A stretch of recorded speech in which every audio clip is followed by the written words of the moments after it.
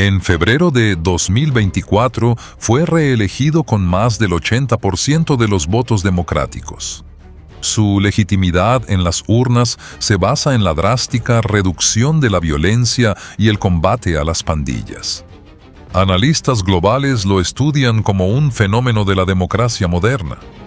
Bueno, mi país tiene, el primer ministro puede ser elegido ilimitados. Sí. Entonces, y funciona. Entonces, yo no tengo...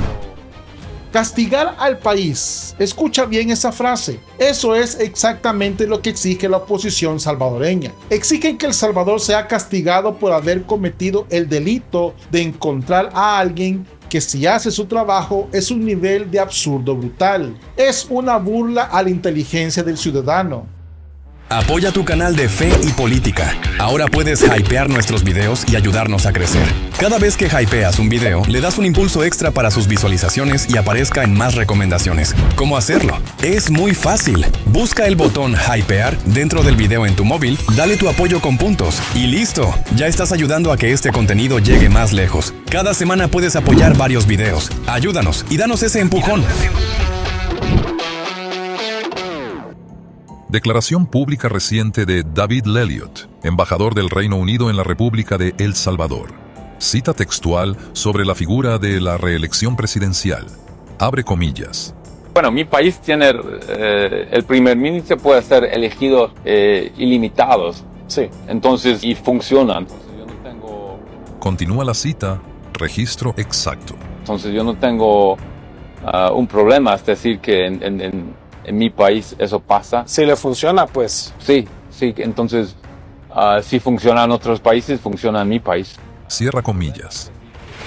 Te lo acaban de decir en la cara, sin gritos, sin fanatismos. Te lo dijeron con la frialdad diplomática de una de las potencias históricas más grandes del mundo. El sentido común no es ilegal. Y lo que funciona para las potencias del primer mundo, también tiene que funcionar para un país que un día decidió, por cuenta propia, dejar de desangrarse en las calles. Pero hoy vamos a desnudar la gran hipocresía internacional, la estafa académica de esos opinólogos que hoy se rasgan las vestiduras, y vamos a exponerlos la doble moral asquerosa de la oposición política salvadoreña. Hablamos de los mismos exactamente, los mismos que guardaron un silencio cómplice mientras las pandillas cogobernaban El Salvador y que hoy, de la noche a la mañana, se nos presentan como los grandes puritanos del derecho constitucional. Piénsalo un segundo. A la continuidad política en Europa le llaman estabilidad democrática. A la continuidad política en El Salvador le quieren llamar dictadura. ¿Por qué esa diferencia? ¿Por qué en el fondo no soportan que el pueblo trabajador tenga el control de su destino? Porque les aterra profundamente que un país latino, soberano e independiente, tome sus propias decisiones sin pedirle permiso. La narrativa de que la reelección es el apocalipsis democrático es falsa. Es una mentira prefabricada diseñada en oficinas con aire acondicionado para proteger a los políticos mediocres. Para forzar la rotación obligatoria de los corruptos y, sobre todo, para impedir que los proyectos que realmente salvan vidas humanas se terminen de construir, hoy te vamos a demostrar esto con datos globales, con historia política comparada, con teoría política dura y con la confesión abierta de los propios países desarrollados. Te vamos a demostrar que prohibirle a tu propio pueblo y votar por la persona que le resuelve los problemas no es proteger la democracia, es secuestrarla. Damos inicio.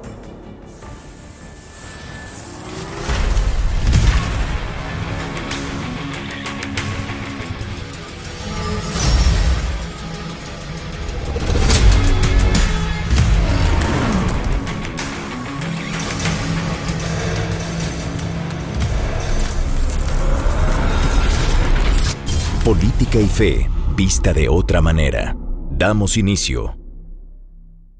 Este día, El Salvador ha roto todos los récords. Año 2024, catalogado internacionalmente por los analistas como el superciclo electoral.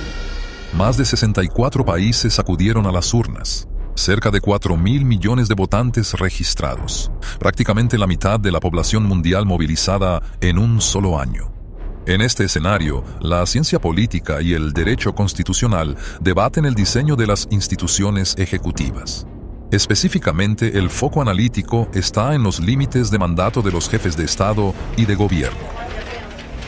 Empecemos por el principio básico. ¿Para qué carajo sirve una elección? La oposición te quiere convencer y te lo repiten todos los días, de que votar es solo un trámite administrativo para cambiar de cara. Un jueguito de sillas musicales exclusivo para la casta política, donde la regla no escrita era: hoy roba Arena, mañana roba el Frente. Y así nos vamos turnando pacíficamente el botín. A este pacto de impunidad le llamaban alternabilidad democrática, pero tú y yo sabemos que eso no es democracia. Eso es operar como un cartel, pero con turnos de saqueo legalizados. La democracia real, la que sirve a la gente de a pie, se trata de recompensa y de castigo. Es el poder soberano de contratar al que trabaja y despedir al que te roba. El politólogo Arndt Leifhardt define la reelección a través del principio estricto de accountability, rendición de cuentas electoral. Este mecanismo no está diseñado como un privilegio del gobernante. Está clasificado como un mecanismo cívico de evaluación, recompensa y castigo. Con esta reforma le estamos dando el poder a quien siempre debió tenerlo, que es el pueblo salvadoreño. Adicionalmente, la literatura académica describe de forma contundente el fenómeno del pato cojo o lame duck. Este síndrome ocurre en los sistemas sin reelección durante el último año de mandato. El presidente pierde capital político, su capacidad de negociación se desploma, se desincentiva el buen gobierno y se fomenta la irresponsabilidad absoluta ante las demandas populares. Presta mucha atención a esto, porque aquí se cae a pedazos el teatro de los supuestos defensores de la Constitución. Si a un presidente tú le dices desde el día 1 que se tiene que ir a su casa en 5 años, haga lo que haga, sea bueno o sea malo, ¿qué incentivo real tiene para trabajar en el año 4? Ninguno. Cero. El tipo sabe que ya se va, sabe que tú como ciudadano no tienes la herramienta para premiarlo en las urnas aunque hayas hecho el mejor trabajo de la historia. Entonces, ¿qué hace el político tradicional salvadoreño bajo esas reglas? Exactamente lo que hicieron sin piedad durante 30 años. Saquean el Estado, acomodan a sus amigos en puestos clave, reparten los ministerios como rebanadas de pastel y preparan su retiro dorado, muchas veces huyendo cobardemente a Nicaragua para no enfrentar la justicia. Ese es el famoso pato cojo del que hablan los académicos. Un sistema perverso diseñado exclusivamente para que el político robe sin enfrentar consecuencias políticas. La reelección llega a romper esa fiesta. Cambia las reglas del juego de raíz y obliga al político a sudar la camisa, a trabajar de verdad hasta el último maldito día. Porque ese político sabe perfectamente que el domingo de elecciones tú lo vas a jugar con tu voto. Si lo hizo mal, lo echas a la calle. Pero si destruyó a las maras, si recuperó el control de tus calles y si te trajo seguridad verdadera, tú y solamente tú tienes el poder absoluto de decirle: sigue trabajando, el contrato se te renueva.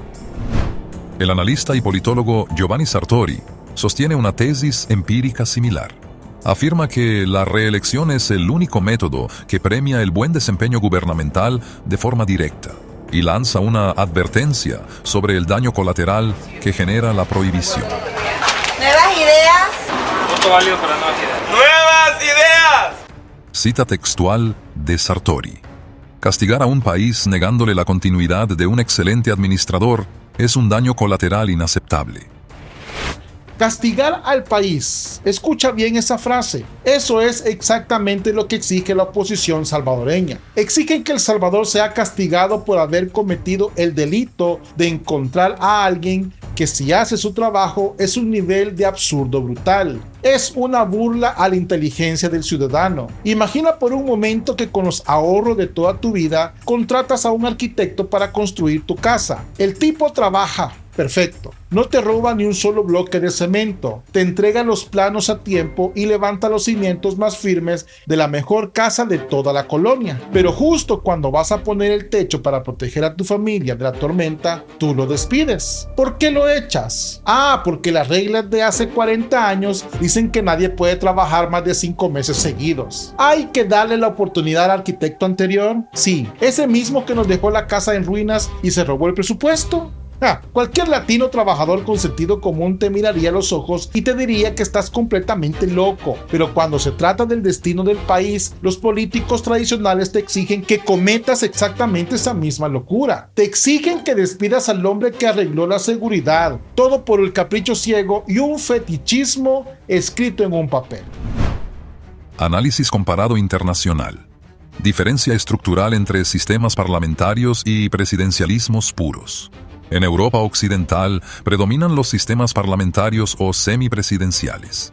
En estos modelos, la figura del jefe de gobierno, primer ministro o canciller carece de límites constitucionales arbitrarios de mandato. Ejemplos históricos documentados. Felipe González en España. Gobernó ininterrumpidamente entre 1982 y 1996. 14 años en el poder. Margaret Thatcher en Gran Bretaña, desde 1979 hasta 1990. 11 años consecutivos en el poder. Angela Merkel en Alemania. Ejerció como canciller federal desde 2005 hasta 2021. 16 años ininterrumpidos en el poder. Todas estas naciones son clasificadas consistentemente como democracias plenas por los índices internacionales más rigurosos.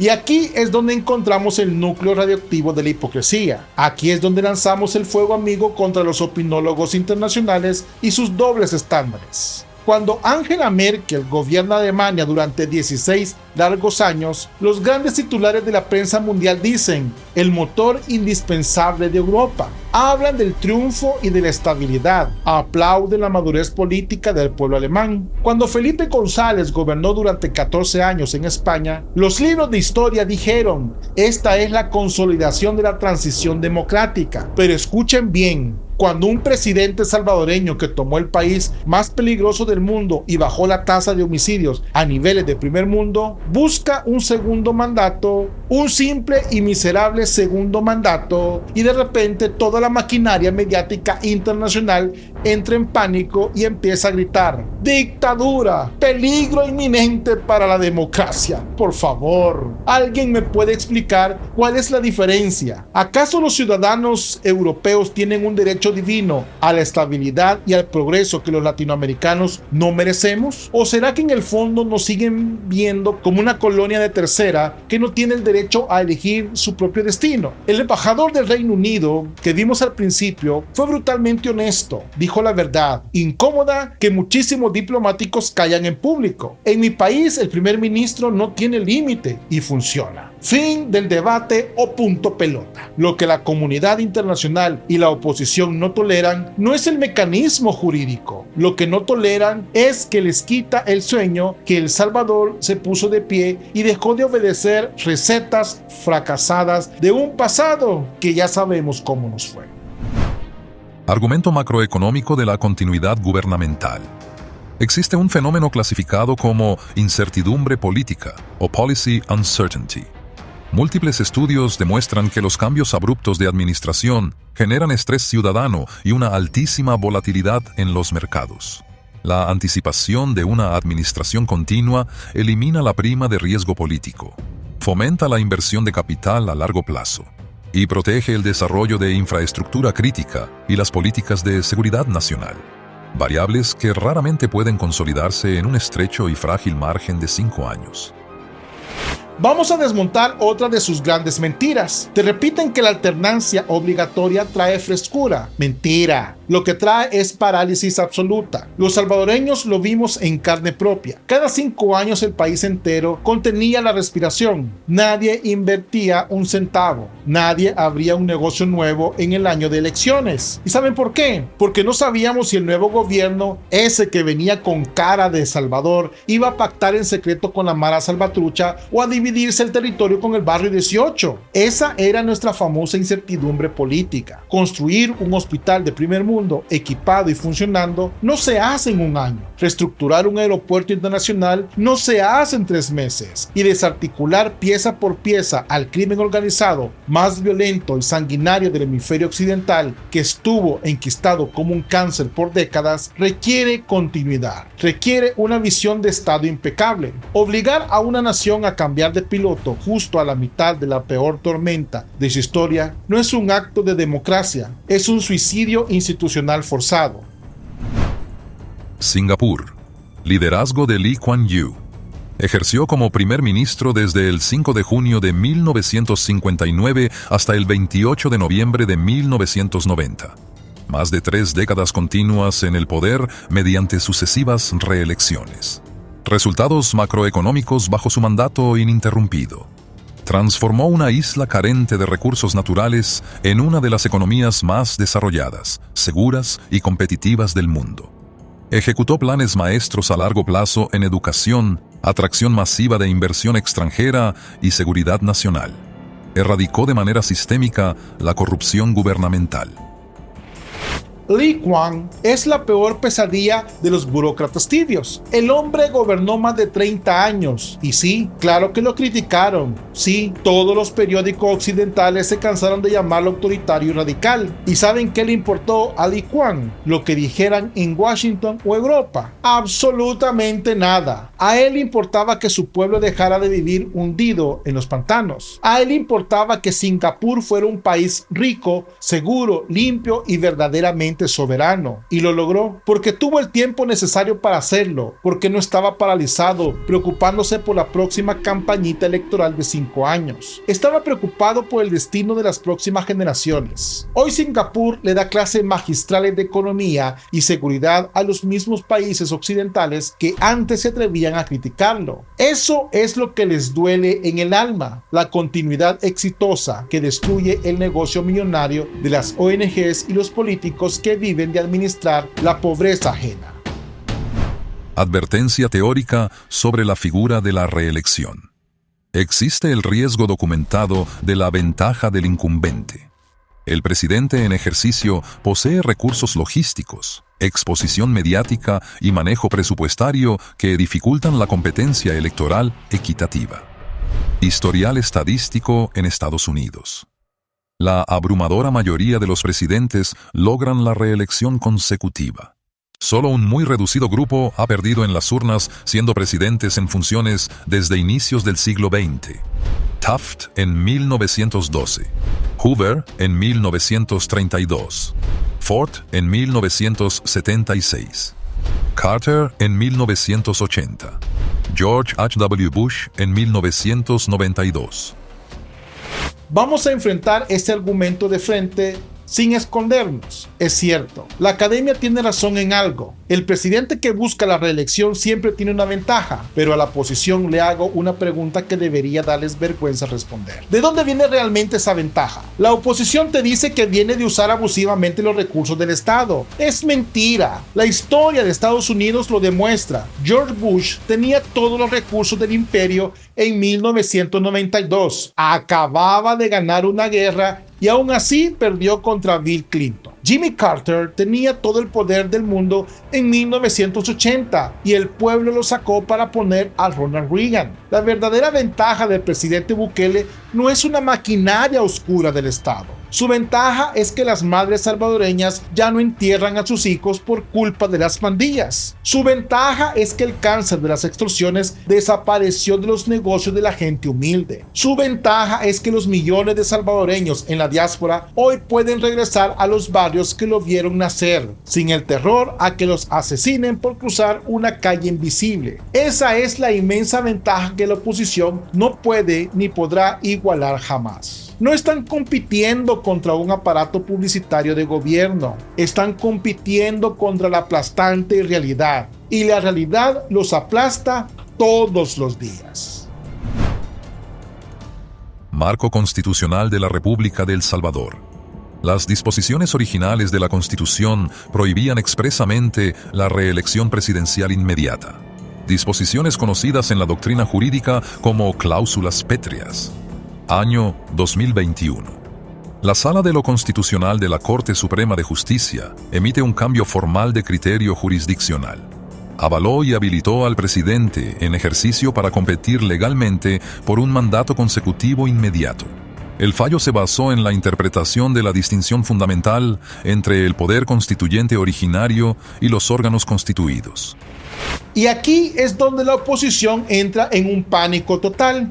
Aquí es donde gritan desesperados. Violaron la Sagrada Constitución de 1983. Retorcieron las leyes a su antojo. Vamos a poner la verdadera historia sobre la mesa para que todos la entiendan. ¿Quiénes escribieron a puerta cerrada esa Constitución del 83? Sí, la escribió exactamente la misma clase política que años después se repartió el país como un botín en los falsos acuerdos de paz. La diseñaron meticulosamente para asegurarse de que nadie, absolutamente nadie, tuviera el suficiente poder para investigar sus robos masivos. Crearon un candado jurídico para protegerse entre ellos mismos. Y aún con todo eso en contra, esta Sala de lo Constitucional emitió un fallo sustentado en la ley. La oposición se indigna y hace berrinches por un fallo judicial que lo único que hace es permitirle al pueblo ir a votar. Pero ojo al dato, nunca se indignaron, jamás alzaron la voz. Cuando esa misma Constitución se violaba todos los malditos días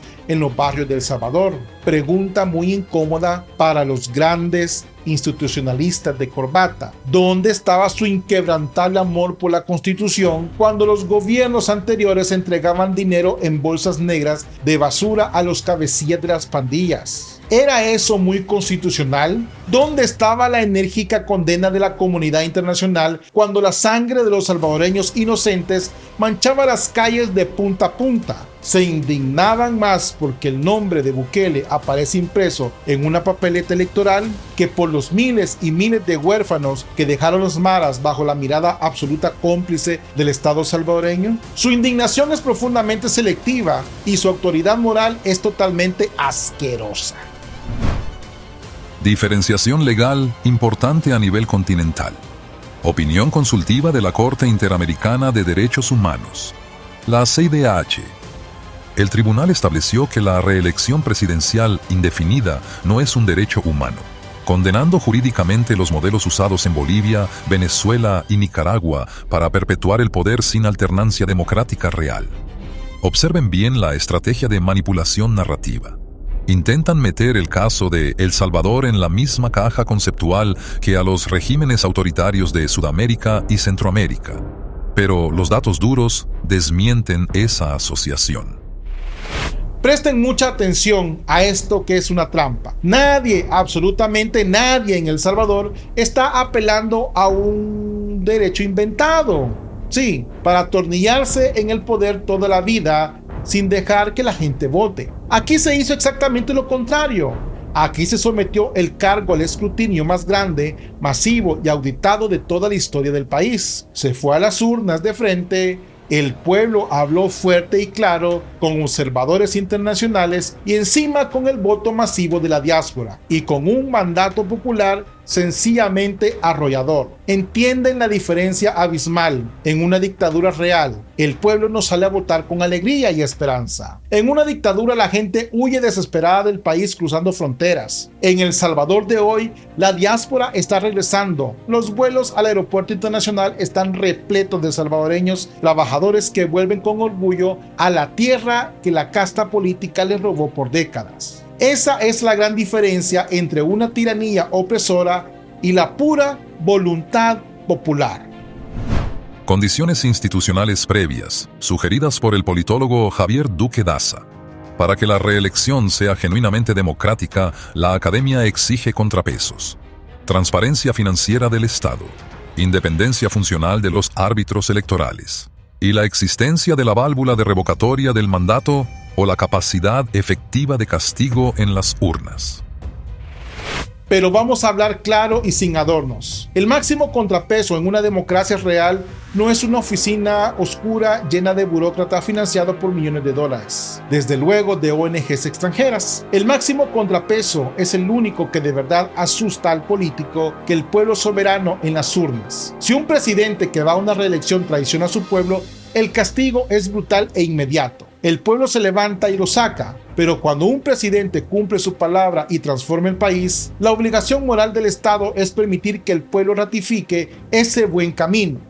San Juan Pablo II, en su profunda enseñanza sobre la sociedad, fue clarísimo en este punto. La autoridad se ejerce legítimamente si se aplica a la consecuencia del bien común de la sociedad. Y el bien común, esa y solo esa, es la verdadera medida del poder. Si la ley de un país prohíbe alcanzar el bien común, entonces esa ley está sirviendo a intereses oscuros, no a la justicia, porque el derecho no es un fin sagrado en sí mismo. El derecho es simplemente un instrumento humano creado para que las familias puedan vivir en paz, con seguridad y en prosperidad. La consolidación democrática requiere adaptar rigurosamente el marco jurídico a las necesidades del Estado moderno. Superar la visión cortoplacista que debilita la gobernabilidad. Fomentar el diseño de instituciones que evalúen resultados empíricos, seguridad y desarrollo, y no limitarse a exigir la rotación automática y ciega de cargos públicos. La solución es mirar al futuro con absoluto realismo, sin pedirle permiso a los fantasmas del pasado. El Salvador ya no es la finca privada de los partidos políticos moribundos, y el destino entero del país no puede dictarlo un artículo escrito hace 40 años por un grupo de políticos que se protegían las espaldas. La verdadera solución exige una rendición de cuentas total y transparente. Si el presidente Bukele gobierna bien, el pueblo lo audita y el pueblo lo aprueba. Si el presidente Bukele cumple su promesa, el pueblo lo mantiene en su puesto. Si el presidente Bukele falla o traiciona al pueblo, lo expulsan sin contemplaciones. Esa es la ecuación. Se necesita mantener el orden, la seguridad y la verdad. No podemos ni vamos a ceder ante la presión arrogante de los organismos internacionales que exigen que volvamos al caos de sangre solo para cumplir su checklist de democracia teórica. La democracia de papel no se come. La democracia de los académicos no te resucita a un familiar asesinado por las pandillas. La democracia solo es útil cuando te entrega el poder y la herramienta para elegir a la persona que defiende tu vida y tu propiedad. Exigimos instituciones funcionales que respondan a la urgencia y a la realidad de los salvadoreños en la calle. Exigimos una memoria histórica implacable. Que al pueblo salvadoreño nunca se le olvide quiénes fueron los que hoy hablan de constitucionalidad en la televisión, mientras ayer negociaban vidas humanas a cambio de votos. La solución no se trata de venganza política, se trata de justicia dura, pura y con consecuencias reales. El debate geopolítico sobre la reelección no admite respuestas simplistas ni condenas automáticas. Los sistemas parlamentarios europeos han demostrado históricamente que la continuidad genera estabilidad y progreso económico. El embajador del Reino Unido en El Salvador resume la postura diplomática y pragmática a la perfección. Si funciona en otros países, funciona en mi país.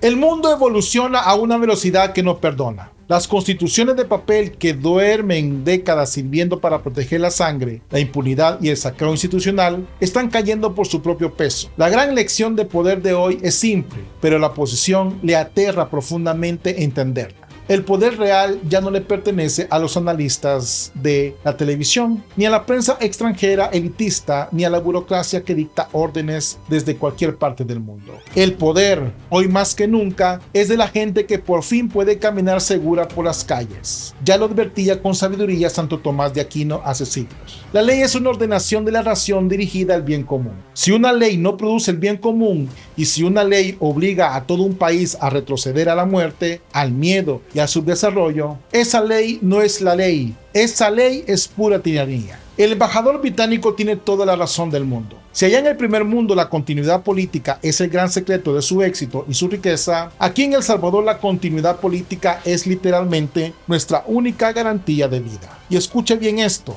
la vida del pueblo trabajador y la vida de las familias salvadoreñas no se negocia absolutamente con nadie. ¿Y tú qué piensas de todo esto? Te leo en los comentarios. Bendiciones, paz y bien. Dios con ustedes. Bienvenido a tu canal Política y Fe, vista de otra manera, con Mau Caballero. Suscríbete, comparte y da clic a la campanita para notificaciones de nuevo contenido.